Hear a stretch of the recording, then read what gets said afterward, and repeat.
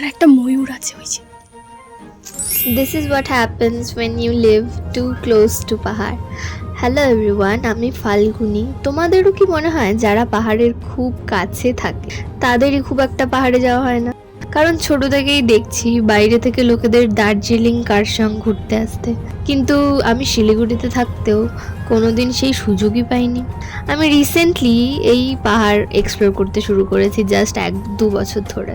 তা সে যাই হোক, আজকে আমি গিয়েছিলাম শিবখোলা, আর এই যে দোকানটা দেখলে সেখানকার মোমো খুবই সুন্দর খেতে।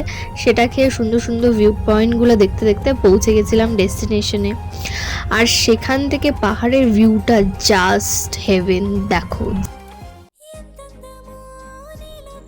Welcome to Shivkhola. Well, not exactly এটা শিবখোলা না, কিন্তু শিবখোলার রাস্তাটা দেখতেই পাচ্ছ পিছনে কি সুন্দর একটা ভিউ। তো আমরা সেই শিবখোলা যে মেন শিব মন্দিরটা আছে সেখানে যাব না, অত দূর যাব না, কারণ আমার এখন মার্কেটে যাওয়ার আছে। আর সব থেকে ভালো ব্যাপার কি জানো, আজকে যেই ভিউ এনজয় করে বেরোবো ঠিক তখনই দেখতে পাই এটা। ওইখানে একটা ময়ূর আছে ওই যে।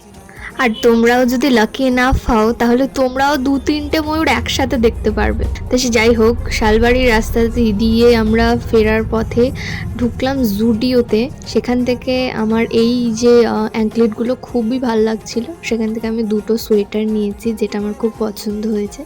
তারপরে আমি সিটি স্টাইলের ব্যাগে ভরে সোজা চলে গেছিলাম মার্কেটে। সেখানে আমি পাইনি যা আমার দরকার ছিল, সেজন্য সেই ঘুরে আমি একটি আন্টির দোকানে চলে গেছিলাম। সেখান থেকে দোসা আর দহিওয়াড়া খেয়ে সোজা চলে যাই বাড়ি। That's it for today. Let me know if you liked it or not. By.